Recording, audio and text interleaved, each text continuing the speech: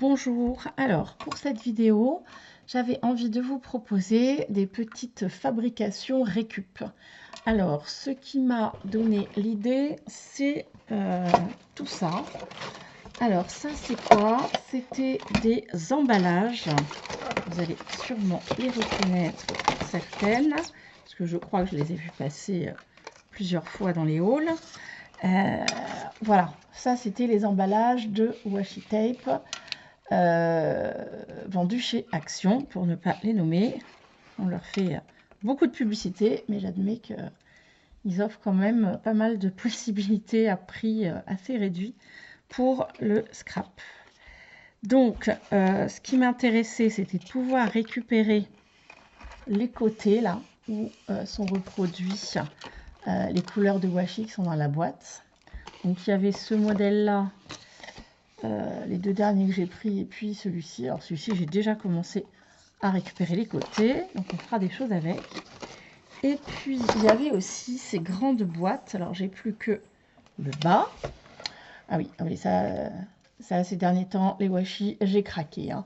Ces collections-là, il y avait 4 modèles possibles, un par saison, avec quand même des couleurs, enfin que moi je trouve juste magnifiques, avec toutes les tailles possibles. Donc voilà, les boîtes sont aussi très belles, avec des beaux papiers, assez épais. Les couvercles étaient aussi. Donc j'ai gardé le bas, parce que c'est quand même beaucoup plus pratique pour les stocker dans mon tiroir, ça ne bouge pas. Ça roule pas de partout, ils sont bien faits. Et puis les couvercles, je me suis dit, mais c'est pas possible. Regardez-moi tout ça. En plus, tous les angles des boîtes de carton. Récupérer des petites cartonnettes comme ça, quand même assez rigides, déjà décorées. Enfin, moi, les couleurs, je les trouve superbes. Avec en plus, pour certaines parties, les angles déjà arrondis. Je me suis dit, voilà, enfin là, ça, c'est de la matière qu'il faut qu'on récupère pour faire des bricolages. Il y a même des longueurs plus grandes. Donc, j'ai récupéré tout ce qui me semblait récupérable. J'adore cette couleur aussi. J'ai essayé de chercher des petites idées pour les utiliser. Alors, l'idée la plus simple, vous l'avez déjà vue dans la vidéo précédente, peut-être, où c'est les fameux petits paperclips. Hyper simple. Où l'idée est sur un rectangle comme celui-ci, avec déjà les bouts arrondis pour le bas, de venir découper alors un rectangle, seulement 3 côtés d'un rectangle. Alors là, on le voit mieux sur l'arrière, parce que du coup, j'avais tracé pour le découpage. Et une fois découpé, on obtient, cloc, en 30 secondes, un petit paperclip facile. Voilà. Donc ça, paperclip sur des cartes, dans des carnets, dans des junks. Et nous, on s'en sert souvent comme marque-page. Je les trouve très pratiques en marque-page. Donc soit comme ça permet de marquer aussi où vous en êtes dans votre livre. Soit comme ça, et dans les carnets, c'est rigolo parce qu'on peut faire ressortir un motif qui est sur la page de notre carnet. On met le paperclip comme ça et ça met en évidence le petit motif qui serait sur la créa du dessous. Alors, j'en ai fait quelques-uns parce qu'on peut aussi, du coup, les perforer, mettre un petit ruban. Voilà, ça fait un agrément de plus. Pareil, toujours soit en marque-page, soit en embellissement de carnet ou de créa. Là, j'ai mis juste un petit ruban, mais on peut aussi mettre une ou deux petites breloques ou juste un peu de ficelle. Ça dépend du motif qu'on a et de la créa dans laquelle on va les utiliser. Alors, nous, on les utilise beaucoup comme marque-page à la maison. Par contre, un ami à qui j'en ai offert un, parce qu'il avait besoin pour un carnet d'exercice, me dit, quand je dois transporter mon carnet dans un sac avec d'autres choses, il est un petit peu court. Alors, celui que j'avais fait était peut-être encore plus court.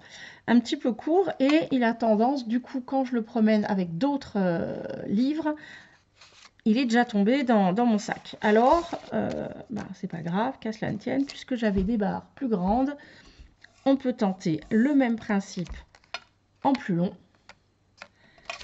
Et pareil, c'est le même principe. Alors là, du coup, l'accroche, pardon, eh bien, m'étouffe toute seule. l'accroche est bien plus importante. Donc, à mon avis, il y aura moins de risque de chute. Et là, pareil, du coup, hein, dans une créa, mettre en évidence quelque chose sur une page. Alors, j'ai pas de page là de fait sous la main. Pour faire un exemple, une fois c'est rangé. Mais vous imaginez bien sur une page de créa ou d'arcolage ou hop, de venir glisser un petit paperclip comme ça pour mettre en évidence soit un tamponnage avec des écritures, soit un sentiment ou autre. Ça peut aussi faire un bel accessoire de déco. Alors, on va pousser ça plus loin. Ça, c'était les paperclips. C'était le plus simple. Alors, j'avais aussi envie de faire des onglets. Je n'ai toujours pas ni de matrice de découpe, ni comment ça s'appelle, pas d'emporte-pièce, de perforatrice pour faire des onglets. Alors, du coup, je continue à les faire à la main, hein, en attendant, chaque chose en son temps. Pour les achats, en tout cas. Donc, du coup, tout simplement, soit je fais des rectangles, donc ça, c'est le plus simple, soit j'arrondis les bords. Mais là, du coup, j'avais envie de faire cette petite forme qui est toute simple et qui, du coup... Alors, je vais vous montrer un exemple dans mon carnet. Voilà, le petit onglet pour le mois de mars. Voilà, j'ai juste une toute petite encoche de chaque côté ici, mais voilà, je trouve que du coup c'est tout simple, mais ça fait très bien le job et ça fait son petit effet. Donc moi, pour faire cette taille là, j'ai gardé les bandes que j'avais, donc ça c'est la récup comme sur celle-là de boîte du côté ici. Donc j'ai coupé juste avant chaque pli pour pas qu'il y ait de marque. Et voilà, du coup, je récupère une bande de papier comme ça. Voilà, qu'après, je vais venir couper sur les deux bords. Et puis, j'en ai pris la moitié. Donc, ma largeur, c'est celle qui était imposée, entre guillemets, par la bande. Mais je la trouve correcte pour un onglet. Après, à vous de faire soit plus petit, soit plus grand, en fonction de ce que vous avez envie. Pour la profondeur, du coup, pour la hauteur, moi, j'ai fait 5 cm. Parce que quand on le plie, ça nous fait donc un onglet de 2,5 cm. Je trouve les proportions très pratiques pour faire des onglets. Voilà, je la trouve assez harmonieuse. Donc, c'est tout simple. Vous découpez donc une bande de 5 cm. Est-ce que celle-ci fait déjà 5? Non, celle-ci est un petit peu plus grande. Donc, je vais le faire en même temps. On va rester sur 5. Crayon pas bien taillé. Hop, ça.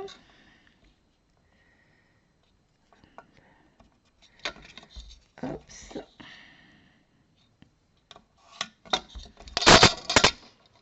Les ciseaux.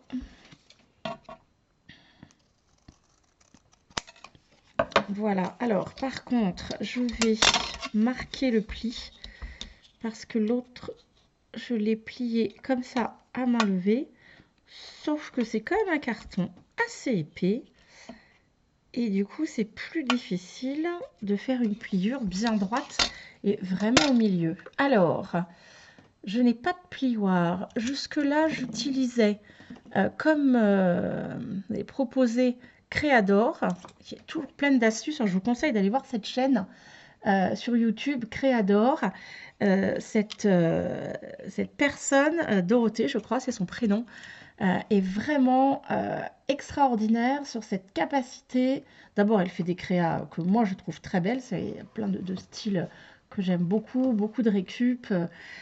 Donc déjà, c'est un style qui me plaît. Mais en plus, elle a toujours souci de donner des idées, des astuces pour pouvoir faire, même si on n'a pas le matériel spécifique, les produits spécifiques, comment avec des objets du quotidien, on peut détourner pour faire exactement la même chose. Et entre autres, pour le plioir, elle utilise un stylo qui ne fonctionne plus. Et c'est excellent comme plioir. Donc c'est en effet ce que j'avais fait jusqu'à ce que mon stylo plioir disparaisse de mon pot à crayon. Je ne vois pas pourquoi les enfants l'auraient emprunté parce qu'il n'écrit plus. Alors. Bref, du coup, j'ai une pince à épiler. C'est quand même quelque chose d'un peu pointu. Enfin là, par exemple, arrondi. Je vais m'en servir de plioir. Mais alors, son astuce du crayon, du stylo à billes qui n'écrit plus, c'est vraiment parfait. Parfait, parfait. Bon, là, c'est pas mal non plus. C'est moins pratique que le stylo. Hein. Mais voilà. Comme ça, au moins, mon pli, il est marqué. Il est vraiment au milieu. Voilà, parce qu'à main levée, c'était beaucoup plus compliqué. Alors, après, je vais prendre un petit outil pour écraser mon pli parce que je vous dis, le carton est bien épais. Voilà. Oh, j'adore. J'adore ces couleurs. Enfin, en même temps, si j'ai acheté les washi, c'est qu'ils me plaisaient. Donc voilà, du coup, ça y est, on est sur la forme, la taille finale pour notre onglet. Et je vais simplement, de chaque côté à la moitié, venir couper une petite encoche en forme de triangle, comme ça. Hop, ça y est, non, c'est pas rencontré. Voilà. Alors ça, c'est pareil, il existe des perforatrices pour couper comme ça. Bon, bah, voilà, on les a, c'est cool, ça va plus vite, c'est toujours régulier, ça fait la même taille. Ben, on les a pas, on fait quand même. Hop, ça, oula, par contre je peux aller assez loin, c'est pas très... La pointe est cassée. Voilà. Donc, maintenant, bah, du coup, on a le format, il n'y a plus qu'à mettre de la colle. Alors, je ne vais pas les coller parce que j'ai pas encore choisi où ils iront, mais je peux déjà vous montrer de mettre de la colle, de venir poser sous notre, si on imagine qu'on veut le mettre sur cette créa, sur cette feuille. On vient aligner les deux petites pointes avec le bord de la feuille et on presse pour que ça colle. Et puis voilà, on imagine du coup on a notre petite page avec son onglet. Donc là je vais pas le coller parce que du coup je le trouve très sympa cet onglet et je l'utiliserai dans des créas. Donc voilà, tout ça avec un petit morceau de carton de récup qui partait à la poubelle. Alors qu'est-ce que j'avais aussi fabriqué d'autre avec ces chutes d'emballage? Ah oui, tout à fait. Alors pareil, dans le principe, pour faire des fermoirs un peu personnalisés de carnet ou de junk. Alors, j'ai un junk qui est commencé là. Alors, par contre, les couleurs, ça va pas du tout avec ce motif-là. Mais bon, pas grave, c'est pour montrer l'exemple. Ça, c'était un vieux livre qui partait complètement en morceaux. J'ai récupéré la couverture. Donc voilà, ça les junk, on fera plus tard dans d'autres vidéos. C'est le début de mon junk. Donc c'est souvent comme ça, comme il y a beaucoup de déco, de choses rajoutées, il y a pas mal d'épaisseur. Donc l'idée c'est de fabriquer un fermoir. Donc dans mes chutes de carton. Voilà, voilà. Attends, j'en récupère une sur les bonnes tailles. Là on était sur la partie, voilà, vous reconnaissez, qui fermait l'emballage. Donc j'ai récupéré, pareil, en coupant juste avant le pli pour pas avoir de marque, une bande de carton. Je l'ai coupé en deux pour avoir deux morceaux. J'ai arrondi les angles ici et j'ai perforé. Pareil de l'autre côté. Donc je me retrouve avec deux rectangles, bout arrondi d'un côté et perforé. Ensuite, j'ai marqué, après la perforation, j'ai marqué un pli. Voilà, ce qui nous donne quelque chose comme ça. Je vais mettre mon petit fil. Alors là, j'ai fait avec une ficelle parce que c'est ce que j'avais de plus près. Mais on peut le faire avec un petit ruban de dentelle fin. On peut le faire vraiment avec ce qu'on veut. Là, c'est vrai que ficelle et papillon, ça fait champêtre. Alors, ça va pas du tout avec les couleurs et le thème par la ficelle de mon junk, mais c'est pour vous montrer le principe. Donc voilà, on a ces deux morceaux similaires. Et l'idée, c'est de pouvoir les coller. Alors évidemment que là, je vais pas le faire, mais histoire de montrer, peut-être que ça fonctionnerait. Je vais juste mettre un morceau de washi là. pour vous montrer, pour faire l'exemple. Mais sur votre carnet à vous, vous pouvez les coller, soit en visible, soit en invisible entre votre support de couverture et la déco. Vous pouvez les coudre, les coller, faire avec des petites empreintes voilà, de washi, comme ça, sur les coins. Là, je vais juste poser ça comme ça. Juste ça, c'est un washi qui colle pas beaucoup. Et comme ça, je sais qu'il ne va pas abîmer ma couverture de livre. Je fais la même chose de l'autre côté en face. Oups. Pour que ça tienne. Parce que sinon, je vais avoir du mal à vous montrer s'il n'est pas fixé à quelque chose. Hop. Alors là, pour le coup, en termes d'assortie des couleurs et des styles, c'est du grand n'importe quoi. C'est vraiment pour montrer un principe. Voilà.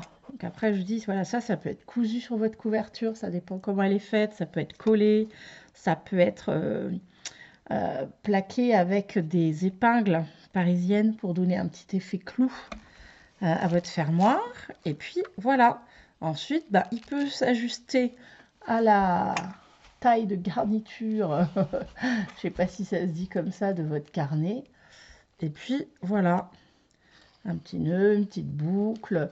On utilise les 2 brins de ficelle, enfin les 4 ou juste 2 en face à face, et avec les suivants, on met quelques breloques pour la déco. Et puis voilà, vous avez créé un système de fermeture de votre carnet avec une chute de papier qui n'a pas besoin de décorer puisqu'elle est déjà. Voilà, ça c'était la 3e petite idée pour utiliser les chutes d'emballage. Alors, il y en avait une autre pour faire un Billy Band et sur lequel on pouvait accrocher un petit carnet. Sauf que du coup, voilà, le prototype que j'avais fait n'est pas du tout abouti. Donc, voilà, je ne vous le présenterai pas pour aujourd'hui. Ça fait déjà 3 petites idées. L'idée, c'était de faire une vidéo pas trop longue. Comment, quand on est en train de se préparer à jeter ces emballages et qu'on a des petites merveilles comme ça, les récupérer et avoir déjà quelques idées de réalisation. Donc voilà, on avait les onglets, les fermoirs, je ne sais pas si on peut dire comme ça, de carnet de junk et les différentes formes de paperclip rapides. Voilà, j'espère que cette petite idée, ces petites idées de récup vous auront intéressé et pourront vous donner aussi des idées dans vos créas. À bientôt, bonne créa, ciao ciao.